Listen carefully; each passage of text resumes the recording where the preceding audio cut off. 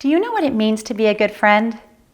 With me today, I have two amazing women who are very intentional in their friendships, and they are going to be talking about how to be a good friend. Michelle Akrami is here. She has 5 children between the ages of 4 and 10, and Heidi Ollman is here with 2 teenagers and 1 adult child. I know that you are going to be so blessed by this conversation.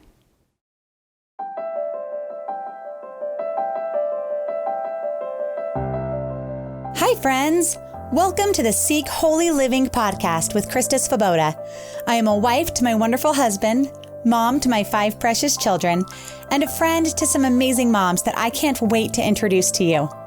Mothering is not a journey meant to be traveled alone.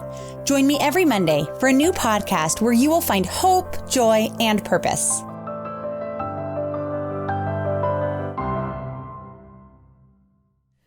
Thank you guys so much for both being back again. Thank you, Heidi, for coming again. Yeah, it's my pleasure. And thank you, Michelle. It's going to be so much fun today. Thanks for having me. No, I feel like it's such a treat because getting to talk about friendship and like being with my friends at the same time. So fun. double the fun.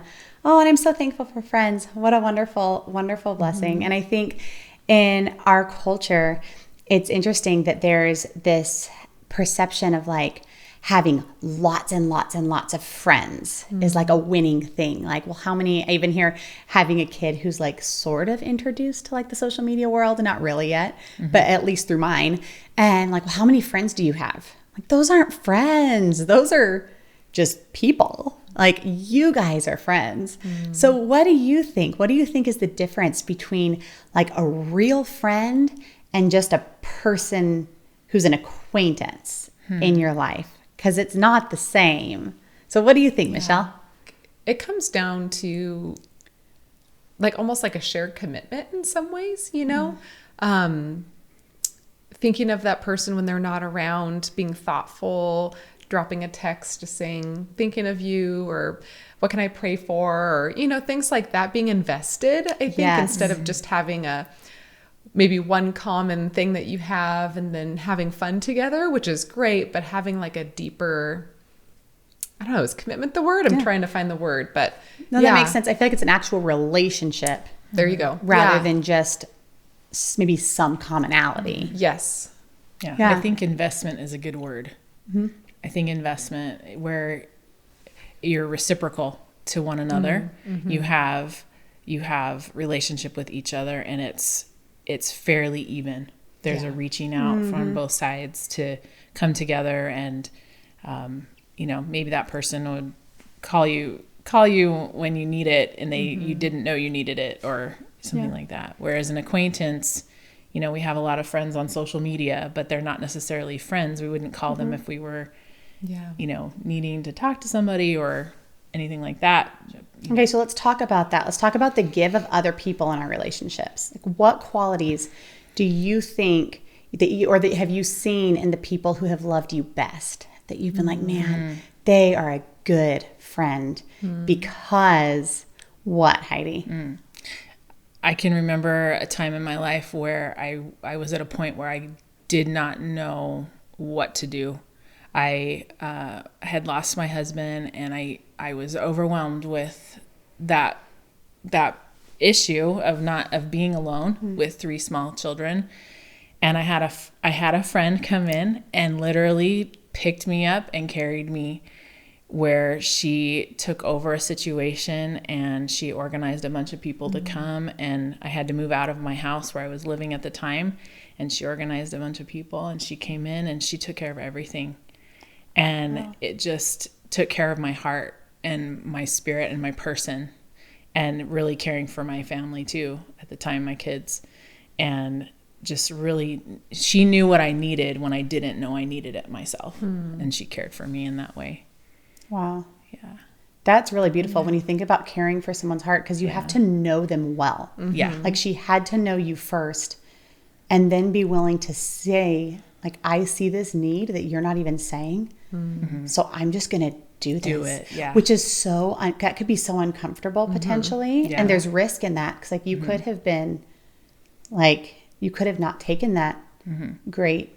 But even the fact that she loved your kids well, like, isn't that even more loving to you. Yeah. That she served your children well too. Yeah. And I've had other friends that have come in and asked like, hey, let's go to coffee. And okay, because I don't make those.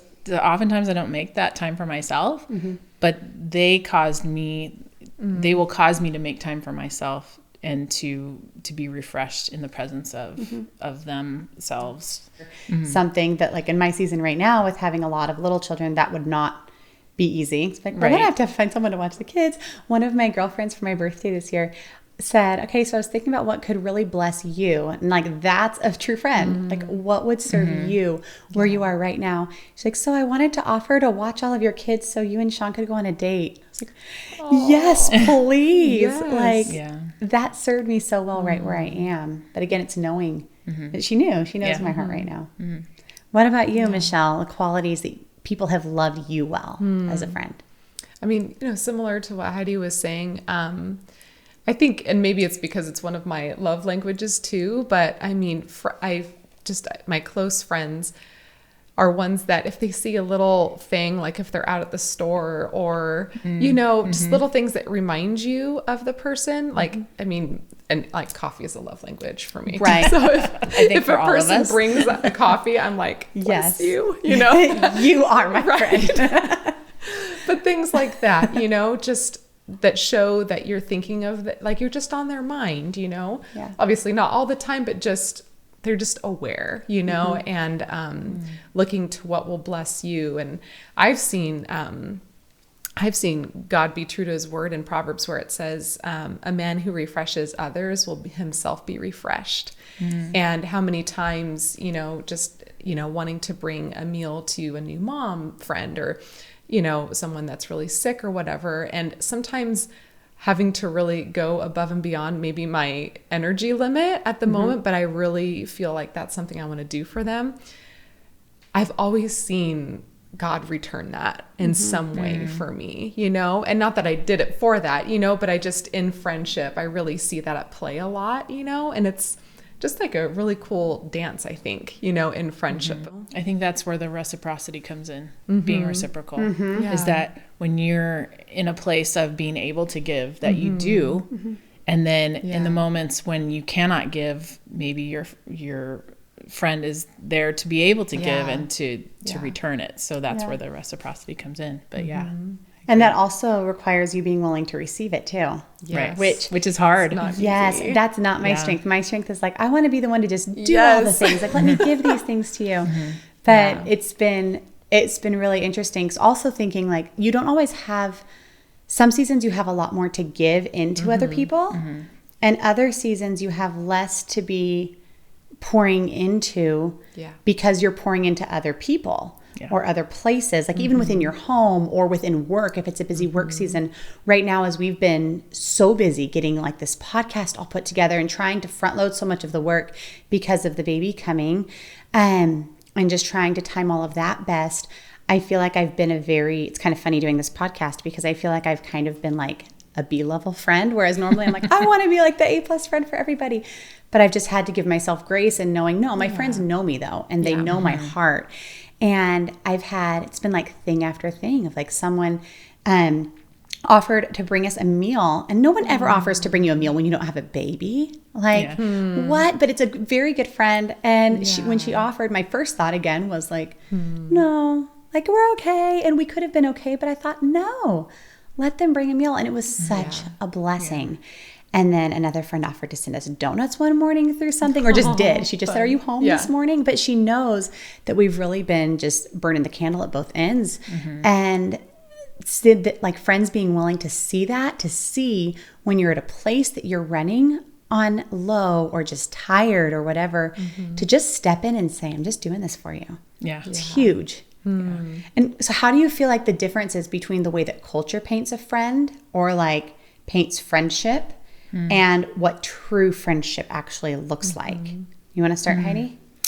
Yeah, I've actually been thinking about this because I was talking with a friend of mine the other day, and she said to me that I want to be her friend, and I'm not looking for her to fit a particular mold.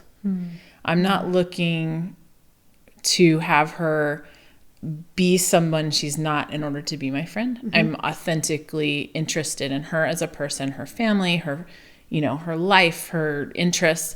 And so I think a lot of times in our culture, we may look at a friend as someone who can, make us look good or fit a mold of something, fit a box that we want to, check off certain things. And I think we need to approach people and allow them to be who they are authentically, because I think we live in such a world that can paint pictures of things that aren't real. Even like looking at somebody's Instagram, they're showing their best self. Right. Where's the hard part, but it's like standing with someone in that hard part. And I think sometimes our culture paints a false picture of what life really looks like. And so I think, just embracing someone who they are for who they are authentically, without having to have them, check off certain boxes or whatever. Yeah. Well, and that takes so much trust, because that means you're willing to be vulnerable with yourself. Yeah. Because again, that reciprocity, you're the one that is also having to be real. Yes. And that's hard too sometimes. Especially if it's in a new place. Yeah. Or a place you haven't been in for a long time. One of the things I've thought of is the way that culture paints it as like this fun event. I feel like when I think of like, if I were to like Google like friendship images, to like use on a blog or something, it'd be like ladies out for a night, or like, a dinner party. And like, don't get me wrong, like I would love to all just go out and have dinner and dessert, and that'd be fantastic. Or like, let's just host a dinner party that's beautiful. That would be lovely. But like, reality is I get to probably host a dinner party of women like once every 5 years, of like all my people, which is beautiful. But that's not where real friendship is. I feel like real friendship comes in the moment of being there, like you said, when someone needs you. And those aren't beautiful normally. I mean, sometimes they're beautiful, but they're not always beautiful. And sometimes they're hard. But it's important. And it's important to be willing to like get dirty kind of, or go to those deeper places, or the harder places, or the hurtful places yourself, to join them in those. Because I think sometimes too, we want to come in and if somebody's having a hard time, we want to fix it. We want to make it better for them. And sometimes there's nothing we can do, except be the hands and feet, and like be the shoulder to cry on. And just be the hand to hold in that time. And, there's tears and, mascara if you're not wearing waterproof or whatever, like, and, lots of just yuck, but I think it's just being willing to be there for someone, so that in turn they could be there for you. And sometimes that can be scary. I remember a moment when a friend called me, and she was in a very, very hard spot, and I needed to figure out an option of like, okay, who can watch my kids, because this person needs me like right now, not tomorrow. And figured that out, and then was able to go to be just a presence. And I remember feeling like, I don't know how I'm going to be able to love you best in this moment. But like really feeling encouraged in my heart. It's not about me. This isn't about how I'm going to feel about loving you best in this moment. And I just need to be willing to be there and show up, and then trust that I can follow my instincts, and trust that I can be present, and just my presence will be important enough. And I was gonna add to that too, like, being trustworthy. Being someone, I sat around a dinner table not long ago with some friends of mine, and I kind of looked around, and they had shared some hard things with me in confidence. And it was sort of, I was thinking, what has allowed me to gain that privilege, the honor and the privilege of being able to walk through a hard thing with a friend. Trust and stuff. And so it's being trustworthy.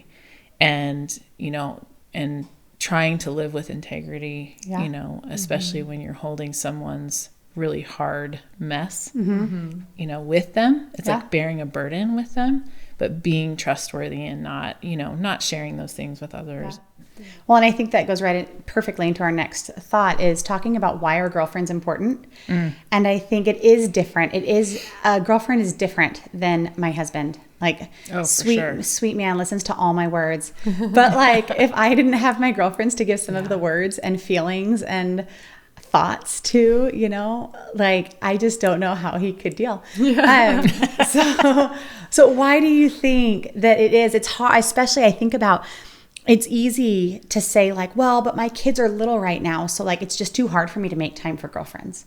Or like, well, in the next season, there's going to be more time for girlfriends. But I really like the dynamic of us here because I'll have a new baby and you have all young children, Michelle, and then Heidi, you have older kids and they still need your time. Like if you just kept saying, well, in the next season, I'll have time. Like, does it get easier? Is it like really? It just changes. It's different, right? Yeah. It's now, you know, my girl's sitting on my bed at midnight and I'm like barely keeping my eyes open and they just want to talk and share.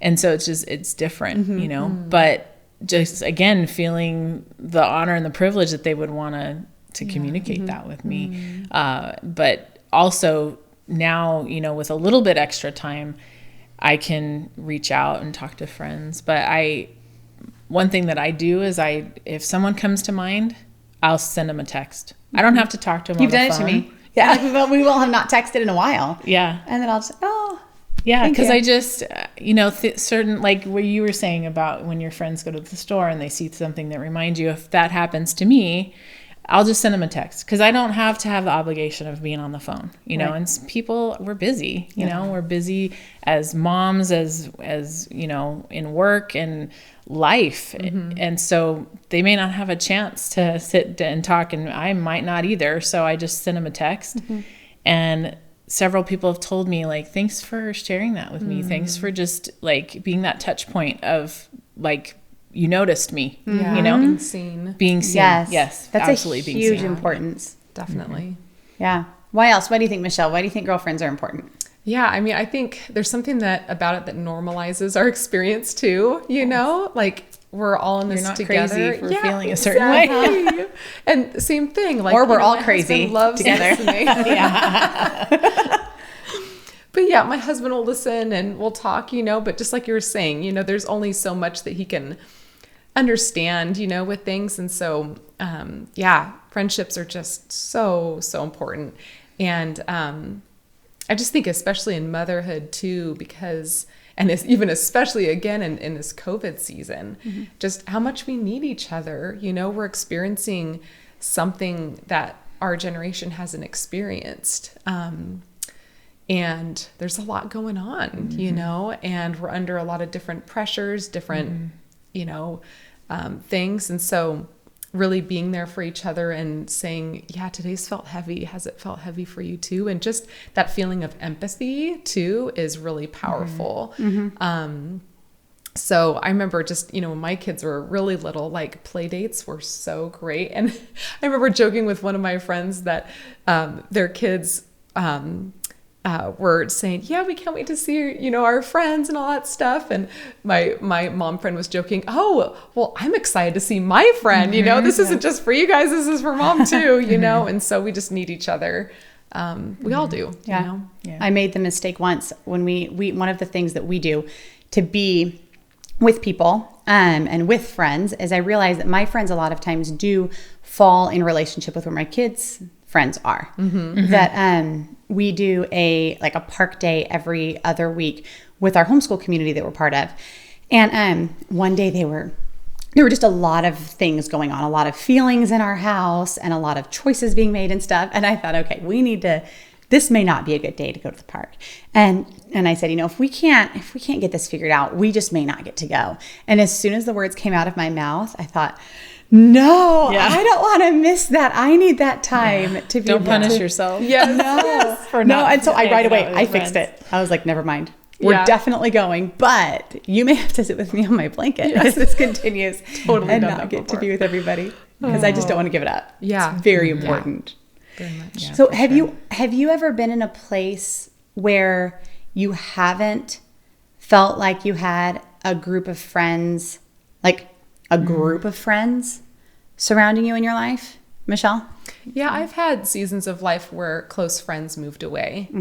And I remember, it was years ago, but I just had like a bunch of them.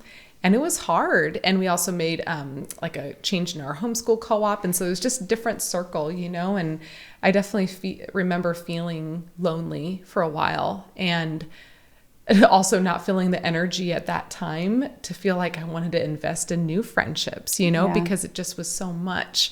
But over time and over just putting myself out there in our new co-op and stuff like that, I made new friendships, but it takes time, so, if people are in a season of loneliness, just it's little things of putting yourself out there, getting a phone number from someone new and just maybe a couple days later texting, hey, it was really great to meet you, or, just little things that start connecting you. But those seasons are hard, Yeah.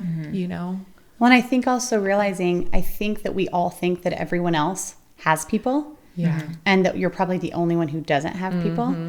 But realizing, like, you putting yourself out there and being like, hey, could I have you guys over for whatever? Or would you like to meet for coffee or whatever? That you don't know if that person might be just wishing and aching to have someone themselves. Yeah. You might be the answer for them, which is really important. Okay, so let's talk about being a good friend. So being a good friend is definitely not always convenient. You guys are both such good friends, so I'm glad that you can encourage people on this topic. How would you recommend that someone be a better friend just from the start? Like, what are some tangible steps someone could take to start being a better friend? You want to go first, Heidi? I can go first. I would say an important thing to do would be to listen. To not be so quick to offer advice or to try to fix things. Like I said earlier, sometimes we try to fix things, but really just listening and taking an interest in someone. To not be having this sense of urgency to rush off and do something else, but to really, invest that time and just listen. And because I think there's so much noise in our world today and there's so many things coming at us that we're quick to, if someone shares something with us, we're quick to like rebut, or we're quick to, well, this is what I think, but really listening and seeking to understand. And I think the climate of our world is such that we really do need to listen to one another. Yes, because that's the only way you can know their heart, Right. is if you do listen, which goes back to what we talked about earlier. And and that's again the reciprocity. If you're willing to listen to someone, they're more willing to listen to you. Yeah. So maybe it's just being quiet and listening. Yeah, I think is important. which does take intentional time and space. Yes, it does. It does. Michelle, what do you think? Yeah. I mean, likewise, but I mean, just one practical thing came to mind. After you're getting to know them and you have for a while, finding out when their birthday is just a really special thing, I think, to just show that you care. And so that's something that came to mind. Keep a list of people's birthdays and, people on your block, their I feel like that's a really neat, tangible way to say, like, I see you, I celebrate you, and you're known.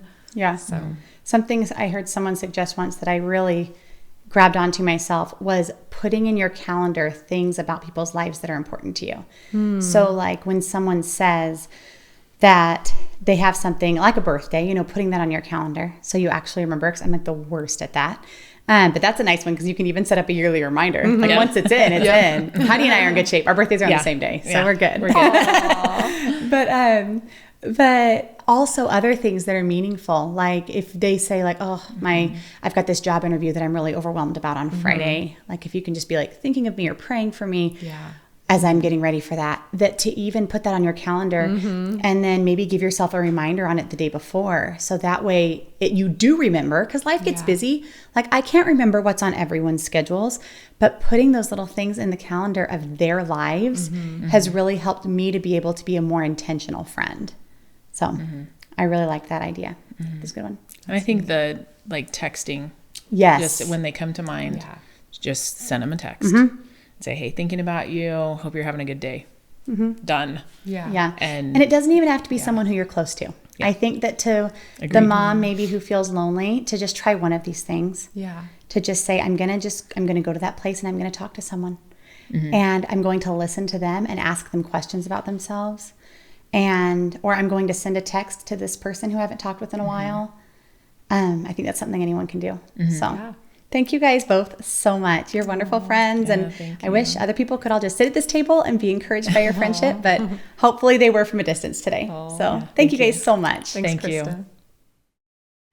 Every woman has the ability to be a very good friend. Think back on this conversation and pray about how you can be a blessing to the ladies in your life. If you would like to hear more from Michelle Akrami, you can follow her at The Unhurried Farm on Instagram. And if you would like to hear another conversation between me and Michelle and Heidi, go back and listen to our conversation called The Meaningful Thanksgiving. Thank you for joining us today.